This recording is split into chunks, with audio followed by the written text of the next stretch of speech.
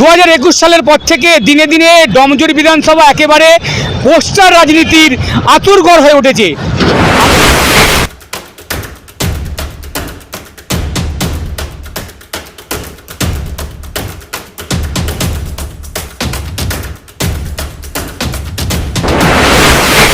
তৃণমূলের লোকরাই করেছে, কারণ কল্যাণ নাম থাকলেও সবচেয়ে বেশি অকল্যাণকর কাজ করেছে এখানে।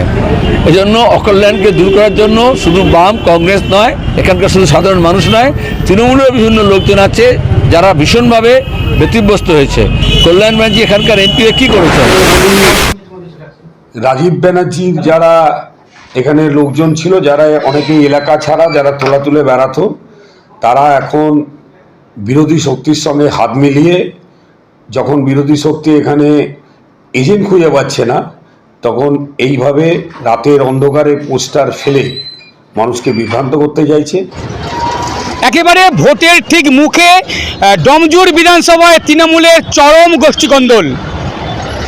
2021 সালের পর থেকে দিনে দিনে ডমজুর বিধানসভা একেবারে পোস্টার রাজনীতির আতুরঘর হয়ে উঠেছে। আমরা গত কয়েকদিন আগে দেখেছি বাঁকড়ার বিভিন্ন জায়গায় বিধায়ককে কেন্দ্র করে পোস্টার, পাল্টা পোস্টার। আবারও আজ সকালে দেখা যাচ্ছে একেবারে ডমজুর বিধানসভার সলভ ব্রিজে সহ একাধিক জায়গায় দেখা যাচ্ছে বিধায়কের নামে এবং 3বারের সাংসদ, শ্রীরামপুরের 3বারের সাংসদ কল্যাণ ব্যানার্জির বিরুদ্ধে পোস্টার। সেখানে দেখা যাচ্ছে যে কল্যাণ বন্দ্যোপাধ্যায়, তৃণমূল প্রার্থী কল্যাণ বন্দ্যোপাধ্যায় প্রায় 1 লক্ষর বেশি ভোটে হারবে, সেই ইঙ্গিত দিচ্ছে এই পোস্টারে। এর আগেও আমরা দেখেছি 2021 সালের পরে ডমজুরের বিভিন্ন জায়গায় আমরা দেখতে পেয়েছি যে পোস্টার, পাল্টা পোস্টার।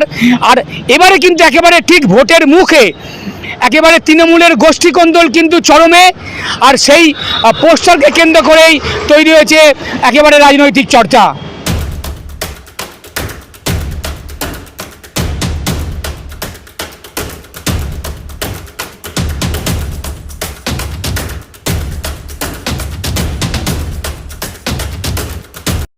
তৃণমূলের লোকরাই করেছে, কারণ কল্যাণ নাম থাকলেও সবচেয়ে বেশি অকল্যাণকর কাজ করেছে এখানে। এজন্য অকল্যাণকে দূর করার জন্য শুধু বাম কংগ্রেস নয়, এখানকার শুধু সাধারণ মানুষ নয়, তৃণমূলের বিভিন্ন লোকজন আছে যারা ভীষণভাবে ব্যতিব্যস্ত হয়েছে। কল্যাণ ব্যানার্জি এখানকার এমপি কি করেছেন? শুধুমাত্র চোরকে বাঁচানোর জন্য মমতা ব্যানার্জি আমাদের সরকারি টাকায় যত সুপ্রিম কোর্টে কেস লড়েছে তার উকিল ঠিক করার কমিশন খেয়েছে কল্যাণ ব্যানার্জি। এসব বাড়তি কোনো কাজ করেনি, কারণ যখন লুটপাটের রাজনীতি হয় তারপরে নিজেদের মধ্যেই এরকম ভাগাভাগি দিয়ে মারামারি হয়। 16 সিনেমা দেখনি, সব ডাকাত দল এরকম হয়, শেষের দিকে নিজের মধ্যে রিজুম করে। প্রথমে বলি, রাজীব ব্যানার্জির যারা এখানে লোকজন ছিল, যারা অনেকেই এলাকা ছাড়া যারা তোলা তুলে বেড়াতো, তারা এখন বিরোধী শক্তির সঙ্গে হাত মিলিয়ে যখন বিরোধী শক্তি এখানে এজেন্ট খুঁজে পাচ্ছে না, তখন এইভাবে রাতের অন্ধকারে পোস্টার ফেলে মানুষকে বিভ্রান্ত করতে চাইছে।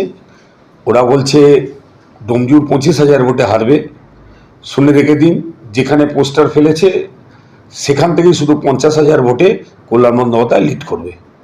কিন্তু রাজীব ব্যানার্জি তো এখন তৃণমূলে যোগ দিয়েছে, তাতে কি আছে? তার লোকজন এখনো বিজেপি সিপিএম এর খাতায় নাম লেখানো আছে। বারবার কেন করছে? একটাই উদ্দেশ্য, তৃণমূল কংগ্রেসকে দুর্বল করে আগামী দিন যাতে আবার বিরোধী শক্তির কাছে পৌঁছানো যায় তার ব্যবস্থা করছে। বিরোধীদের সঙ্গে যুক্ত হয়েই তো এই কাজ করছে। বিরোধীরা যখন এজেন্ট খুঁজে পাচ্ছে না, লোক খুঁজে পাচ্ছে না, তখন এদেরকে সঙ্গে নিয়ে যারা 21 সালের আগে পর্যন্ত এলাকার মানুষের কাছে তোলাবাজি করতো, সেই তোলাবাজি বন্ধ হয়ে গেছে। আর ওরা আমাদের নামে যে তোলাবাজির কথা বলছে, আমি দায়িত্ব নিয়ে বলছি, একটা জায়গাও যদি কোনো মানুষ এসে বলতে পারে 10 টাকা দিয়েছে, আমি বিধায়ক রাজনীতি ছেড়ে দেবো।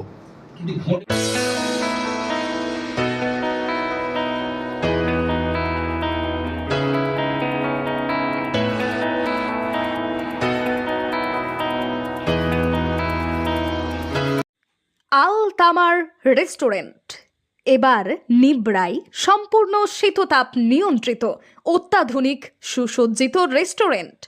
এখানে থাকছে অ্যারাবিয়ান মান্ডিতে বসে লাঞ্চ এবং ডিনারের সুযোগ। বিভিন্ন ধরনের খাবারের পসরা নিয়ে হাজির আল তামার রেস্টুরেন্ট। যে কোনো অনুষ্ঠানের জন্য বুক করতে পারেন, থাকছে কনফারেন্সের সুবিধা। আমাদের ঠিকানা নিবরা হারুন মার্কেট, ডোমজুর। যোগাযোগ করুন 9123608838। আরাবিয়ান মান্ডির স্বাদ গ্রহণ করতে হলে আপনাকে আসতেই হবে আমাদের রেস্টুরেন্টে। তাহলে আর দেরি কেন? আজই আসুন আল তামার রেস্টুরেন্টে।